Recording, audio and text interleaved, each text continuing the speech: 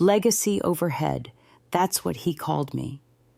I was halfway through updating a compliance audit sheet when the video feed crackled to life, and there he was, Matt.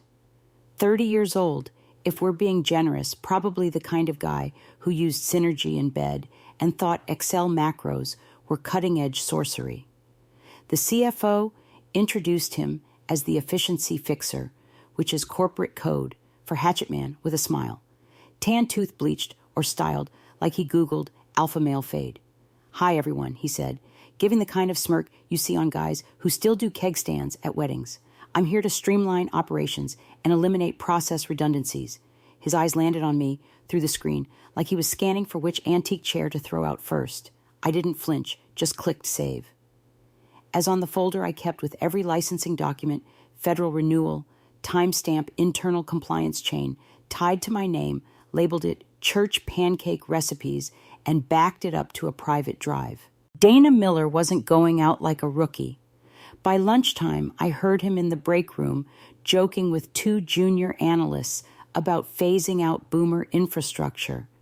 I'm 42, not a boomer, but in Matt's world, if you don't TikTok your workflow, you're obsolete. Then came the huddle. Open floor plan, everyone standing around like it was an exorcism of common sense.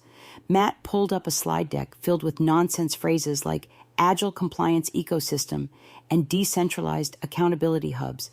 I watched 3 interns nod like they were witnessing the second coming of Elon Musk. Some of our team members, especially those with legacy responsibilities, will be reassessed to ensure alignment with our lean strategy, he said. Then, staring right at me, "We appreciate your historical contributions, Dana." Historical like I was a damn sarcophagus in HR's basement. I didn't say a word, just smiled. The kind of smile you give when someone walks into a bear trap you've been camouflaging for a decade. Oh, and quick pause before we keep going. If you're listening and not subscribed, help a soul out. Trying to hit 10,000 subscribers so I can finally afford a chair without a missing wheel. Seriously, 95% of y'all listen without clicking the button. Just one tap, and you'll make this girl real proud. All right, back to the meltdown. That night, I stayed late, not because I had to. I wanted to watch the system breathe like a mother watching her kid sleep before CPS shows up. I double-checked my credentials across 3 federal platforms, free active certification renewal, control licensing PIN, and audit clearance still tied to my name. I made sure the timestamps matched. Then I printed my contract clause, the one nobody ever reads. Section 7C. In the event of involuntary termination, all company-paid licensing, responsibilities, and regulatory certifications shall be considered void, and all credentials will be formally rescinded within 48 hours of contract nullification. Nobody noticed when I left the building, but I noticed the way Matt's eyes lingered on me that morning, like a lion staring at a cow, not realizing the cow has access to predator drones. You ever see a man mistake a fuse for shoelace? You will. By the next Tuesday, Matt had taped a poster above the copier that said, "Compliance not equal to complacency." The font was Comic Sans. Then came the real fun. Everyone was told they had to re-interview for their evolved role. It was spun like a bonding exercise, like we should be grateful for chance to pitch ourselves for the same job titles printed on our health insurance cards. One by one, folks shuffled into conference rooms, like kids headed to the principal's office. The newer hires came out smiling, parroting things like Matt really sees me and he's bringing fresh air. I wanted to tell them that kind of air comes from a busted sewer grate. When it was my turn, I didn't bring a resume. I brought silence. Matt barely looked up from his laptop. "Dana, you've been here a while." 10 years, I said, cool as a cucumber in a snowstorm. "Right institutional knowledge, we value that." His fingers tapped the keys, probably typing Fire Dinosaur into Slack, pulled up a half-baked organizational chart, and pointed at a box labeled Regulatory Stewardship. Under it, my name crossed out. Next to it, Open to be reassigned. Then he clicked a tab labeled Q3 Renewal Delegation. My eyes clocked the file name Q3 License Ruth Plan V1. In the comments, it read, "Can this be transferred downstream? Downstream in Matt's beak meant dumped onto someone too green to spell OSHA. I smiled, didn't flinch, but inside, a siren started wailing.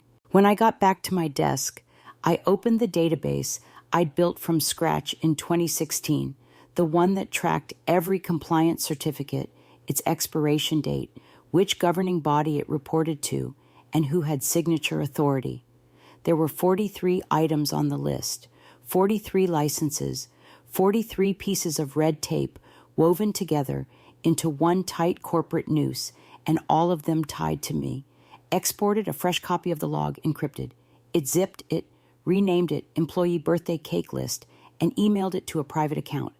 Then I cleared the sent items. Call me paranoid, but I've seen what happens when children play with matches and call it innovation. Later that afternoon, he reassigned my inspection prep to a marketing intern who thought FDA stood for food design aesthetic. No lie, she asked if that meant redesigning the lunchroom posters. Meanwhile, I was tasked with reorganizing the janitorial supply shelf. He said it would keep me in the loop at foundational level. Foundational like mold. I asked politely if I still had admin access to our licensing dashboard. Matt blinked like I'd just spoken Aramaic. Oh, I think we routed that to Chloe last week. You don't really need it anymore, right? Chloe had just learned what a PDF was. I didn't argue, just nodded. Logged into a terminal down the hall and revoked her access from the shadow admin panel I'd never told anyone about. If I was getting kicked off the ship, I wasn't leaving the map behind. I walked past Matt's glass-walled office later that day. He was laughing on a call, something about scrubbing out the old wood. He didn't notice me watching, but I noticed something.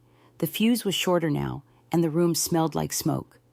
The first time I heard them laughing, I let it slide, was 3 of the junior analysts fresh from college, still wet behind the ears, and smug, with borrowed confidence, hovering over a printout of my old compliance float chart like it was a cave painting. This thing uses color codes like it's a Crayola box. One snorted. Another added she even timestamps everything manually. Does she know automation exists? They were clustered near the break room like a pack of overconfident poodles sipping cold brew and dropping buzzwords like agile iteration and machine learning integration, as if those phrases had ever stopped a federal audit. I walked past head high, but my spine burned. By Wednesday, I'd been locked out of 3 internal dashboards, 2 of which I designed. No warning, no access request, just a red 403 screen and a pop-up that said, "Contact your system administrator." Spoiler, I was the system administrator, or had been. Emailed it, no reply. I tried calling HR. The voicemail was colder than January in Detroit.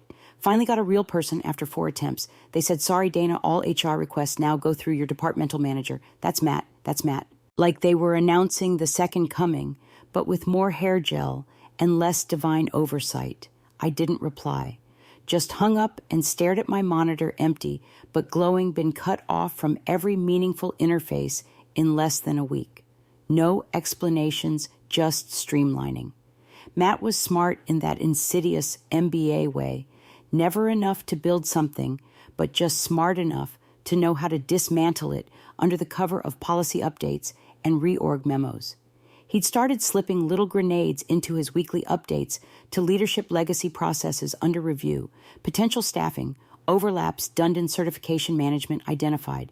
That last one was cute, like you could overlap a federally mandated authority signature tied to my biometric profile. I'd become a walking contradiction, officially employed, but strategically erased. So I scheduled a 10-minute slot at a notary office quiet little place above a nail salon on Monroe Avenue.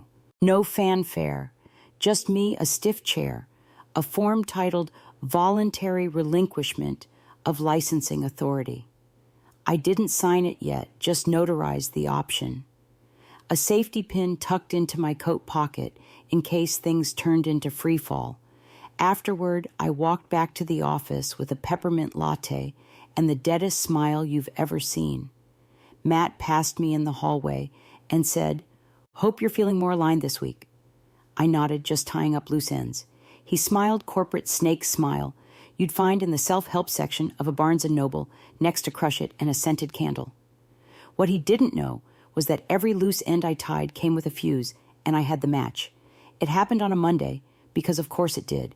The kind of Monday where the air in the office feels like microwaved plastic, and everyone pretends they like their jobs just enough to survive another week.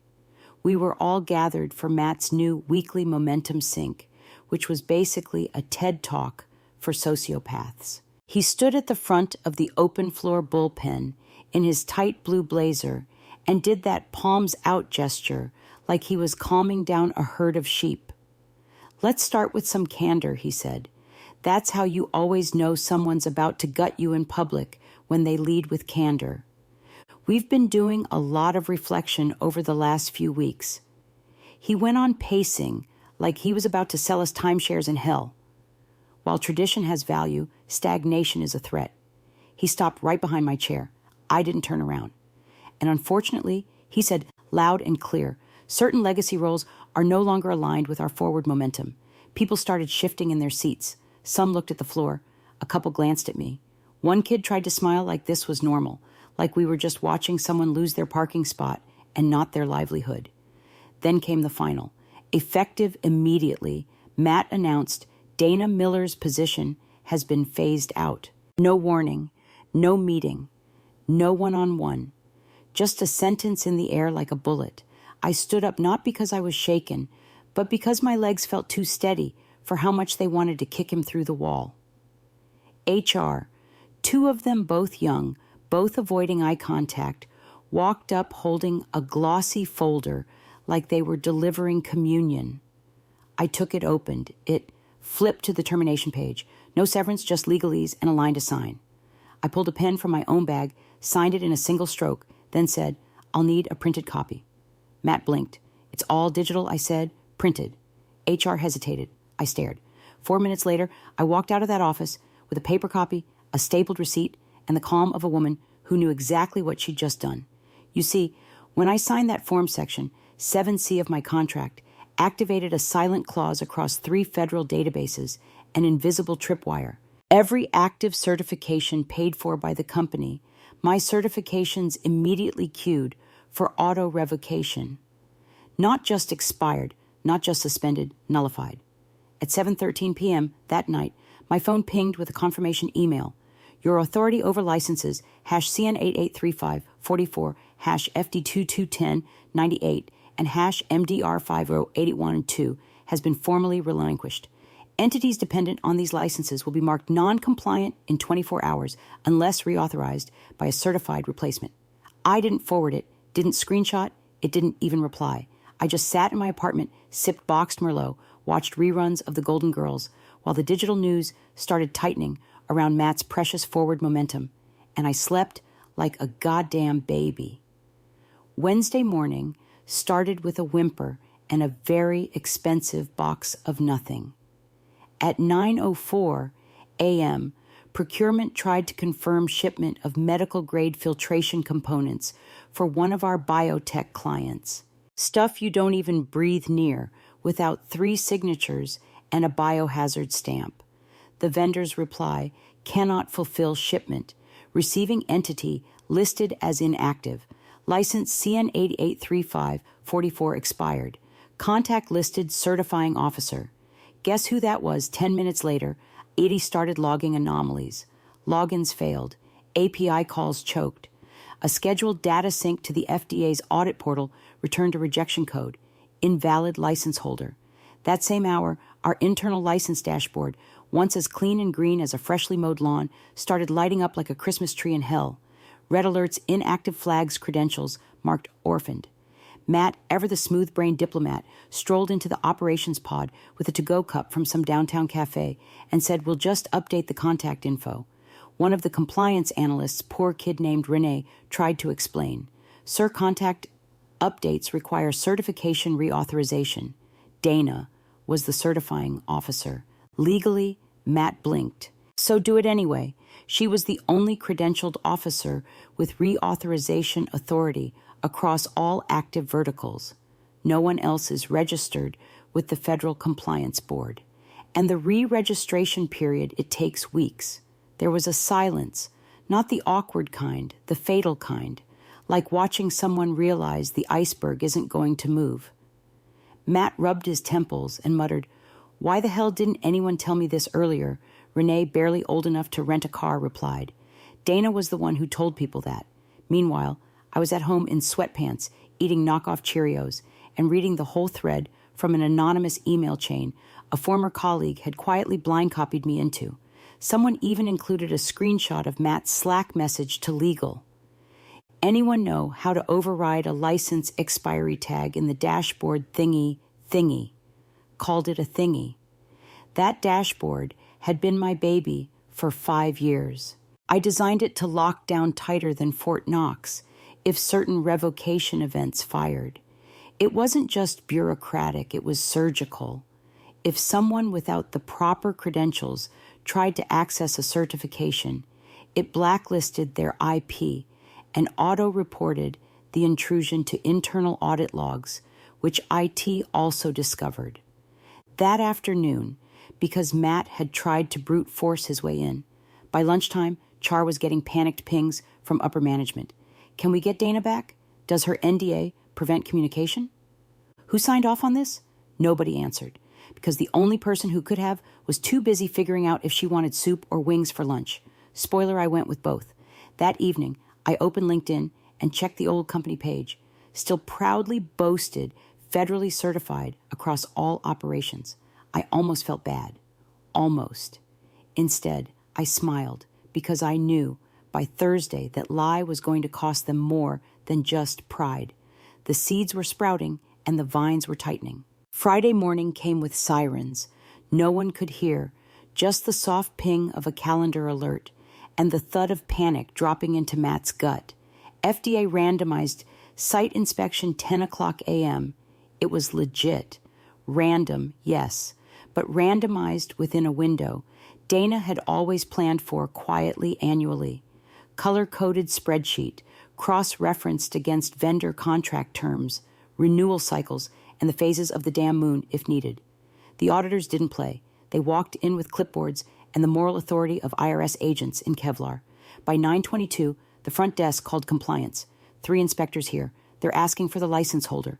Silence. Long, panicked silence because there wasn't one. Matt, now visibly sweating through his Navy Banana Republic blazer, sprinted to the ops wing and barked at legal. Can we get Dana's credentials reinstated? A poor junior associate Googled license reinstatement process like it was a how-to guide for baking banana bread. Meanwhile, Matt tried logging into the Federal Credentialing Board's portal using Dana's old login. Access denied. He tried requesting a password reset. User not found. He called the regulatory board's help desk, transferred him 3 times, then calmly told him. Donna Miller voluntarily relinquished her license authority. Her ID has been removed from the registry.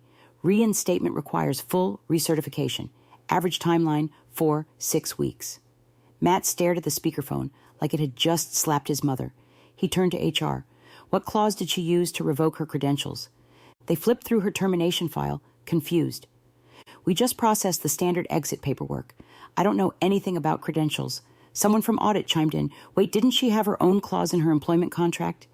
That's when the room collectively remembered Dana Miller wasn't some dusty compliance grandma. She was the linchpin, and they'd yanked her out like a wisdom tooth hooked into the spine. Meanwhile, across town, Dana's phone buzzed. It was Liz from documentation. A decent person, once kind, who baked cookies for audit week and used to sneak Post-it doodles onto Dana's monitor back when the world made sense. Dana Liz's voice cracked. Did you do this? Dana stirred her coffee, looked out the window at nothing, then smiled. No, she said calmly. You did click. She didn't hang up hard, didn't yell. That would have been giving them too much credit because this wasn't revenge. This was math. 1 + 1 equals you fired the wrong damn person. Auditors were now sitting in the lobby. The company legally couldn't allow them into the secured wings without a licensed compliance officer present, which meant the audit couldn't proceed, which meant every single vendor and client relying on certified compliance for active projects would be in technical breach of contract in approximately 4 hours. And Dana, she was getting her nails done. Midnight burgundy. Gel finish, not because she needed to, because power doesn't need to raise its voice. It just has to walk away. Monday, 8:37 a.m. The building smelled like stale coffee, dried sweat, and the quiet shame of a company that just realized it stepped on its own oxygen hose.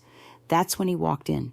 Gregory T. Winslow, CEO, cruise tan, glowing like an overcooked rotisserie chicken silk shirt still creased from whatever Monaco resort he just floated back from. The man reeked of wealth sunscreen and complete oblivion. He strolled through the glass atrium like a Roman emperor returning from battle, waving at receptionists, throwing finger guns at junior VPs. Morning, folks. Hope y'all didn't burn the place down while I was gone. Nobody laughed. By the time he hit the executive floor, he had 3 unread, urgent license compliance emails and a voicemail from legal that ended with the words, non-compliance disaster. At 9:02, a.m. burst into the ops room, expecting some mild turbulence. Instead, he walked into a crash. Operations frozen, vendor shipments halted, inspections failed, certifications invalid, clients livid, revenue dashboard flatline. He turned to the room of red-eyed managers, jaw tightening. Who's handling this? All heads turned toward Matt now, looked less like a visionary and more like a middle schooler who just flooded the gymnasium with glitter glue. Gregory pulled up Dana's termination paperwork on a wall-mounted monitor, read it in silence, then scrolled some more. Finally, he said it quietly at first, like he couldn't believe the syllables as they came out. You fired the license holder. Matt opened his mouth, closed it. Gregory's voice didn't rise. It dropped. Fired the person with sole federal licensing authority across all departments. Matt stammered. Her responsibilities were deemed redundant. Gregory laughed, but not like a joke laugh. More like a, I just found out my kid sold our car for crypto laugh. He pointed at the screen. Her name is on every regulatory document, every active license, every renewal path, every legal compliance chain this company depends on to exist. Flipped open a manila folder legal had rushed in with. Here's our top 5 suspended vendors, all contracts frozen due to expired certs. And here he tossed a paper onto the table like a blackjack dealer, Dana Miller, listed on every single one. Gregory spun back to the room. And you let a kid who still writes in buzzword soup fire her. Matt tried one last Hail Mary. I thought we could reassign it. IT said we could just update contact info. It's a federal license, not a damn email alias. Gregory thundered. Silence. Then he grabbed his phone, looked up Dana's contact. Nothing. HR piped up. We tried reaching her. She's unresponsive. Gregory sighed, sat down, rubbed his temples like the sunburn had crawled behind his eyes. Then get her back. Matt coughed. She might not want to come back. Gregory looked at him like he was a bug crawling across a Brioni loafer. Oh, she'll come back, he said. We'll pay. Ravel name a wing after her if we have to. But deep down, even he knew. The woman they tossed like moldy leftovers now held the keys to their entire damn kingdom. And she wasn't standing at the gate anymore. She'd built another castle. And inside every blueprint they were scrambling to recover, her name was still printed in permanent ink. Justice didn't scream. It just watched the guilty bleed out on their own spreadsheets. By noon, in his inbox, had 6 messages flagged high priority from @Winslow Enterprises Comm and 1 voicemail from an assistant named Trevor who sounded like he hadn't slept since Thursday and might be on the verge of selling a kidney for leverage. The subject line on the final email, urgent return requested by CEO Directive Dana, didn't open it right away. She finished her late breakfast, 2 eggs over medium sourdough toast, the smug silence of a woman whose enemies were now taking meetings under fluorescent lights while she basked in the soft hum of a home espresso machine.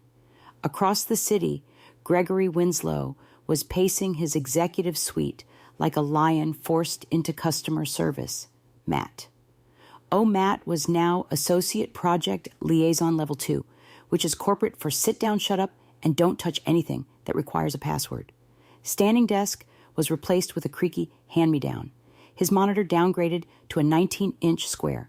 The only thing agile about Matt now was the speed with which he got thrown under the bus. Gregory had legal draft up a proposal to Dana within hours, consulting role, effective immediately, term contract, 6 months minimum, reduced salary, but generous bonuses promised based on results, and of course a full gag order. No social media interviews, no comments to regulators, total silence. The offer came wrapped in digital gold ribbon and a groveling note. Dana, we recognize the critical nature of your previous contributions. Please consider this opportunity to help us restore operational integrity. We are prepared to be flexible. Let's rebuild together. Greg Dana reread it twice. No mention of an apology, no ownership of what happened, just veiled desperation dressed in HR drag. She composed a reply. Subject re-return requested by CEO. Directive Gregory, I appreciate the offer truly. Unfortunately, I don't return to burn buildings, especially the ones where I was thrown into the fire for streamlining as requested. Please find attached a highlighted copy of my signed termination clause, Section 7. C. Formal confirmation of license revocation from the National Registry Board. Screenshot of your company's certification dashboard, taken 72 hours post-termination. You'll notice my name still listed. Grayed out, irreplaceable. Wishing you compliance and clarity. Dana Miller, no flair, no threats, no negotiations, just receipts. She clicked send and exhaled, not like a woman mourning a lost job, but like someone closing a door they built, installed and locked from the outside. Gregory read the email in silence, didn't forward, it didn't reply. He just leaned back in his chair, eyes locked on that grayed out dashboard screenshot, and for the first time since stepping off his yacht, he understood they hadn't just fired an employee that excommunicated the one person who understood the religion, and Dana. She wasn't praying anymore. 3 weeks later, LinkedIn damn near imploded. There she was, Dana Miller, hair a touch lighter smile, a little sharper rest, in business black, like a woman who came to collect new position director of compliance. Stratix, Biocore. The post was short, no hashtags, no humble brags, just grateful to join a team where integrity isn't an afterthought. Below it, 2 lines of polite hellfire. Stratix Biocore secures Omega Med and Vioxx sex contracts, citing continuous compliance confidence as deciding factor. Those were the crown jewels, 2 biggest clients her old company had flaunted in every earnings call. The ones that now packed up shop and walked after hearing their certification backlog hit unknown reactivation window. Internally, Stratix didn't have to sell hard. Dana came with the licensing blueprint in her brain and an industry reputation that couldn't be photoshopped. The very fact that her name had once secured multi-million-dollar vendor relationships was enough to tip the scales. Meanwhile, I got her old stomping ground still stuck. The dashboard never turned green. License appeals choked in bureaucracy. Legal fines were rolling in daily, some automated, some hand-delivered like hate mail from the gods. Vendors dropped out. Clients panicked. The office holiday party got canceled due to budgetary adjustments. And Matt, he didn't even get a goodbye kick. Just a 3-minute Zoom call and a quiet transition plan that read more like an obituary. 1 week, he was barking orders in an open floor plan. The next, he was updating his resume with vague nonsense like freelance strategist. As for Dana, she had her own corner office, now glass walls espresso machine, a chair that didn't squeak when she breathed. Every morning she watched the alert pings from her industry feeds like someone watching the weather report for storms she'd already outflown. One ping, then another. Her old company flagged non-compliant license status pending audit failures under appeal. She took a sip of her coffee, Colombian black with a pinch of smug. She leaned back calm and centered. Above her desk, pinned to her monitor with a blue pushpin, was a single yellow sticky note. No signature, no emoji. Just 5 words, written in steady, no bullshit block letters. In case they ever forget, I was the license. Thanks for joining the Fun You Office survivors. Subscribe for more switch-flicking drama. Let's make your former coworkers sweat.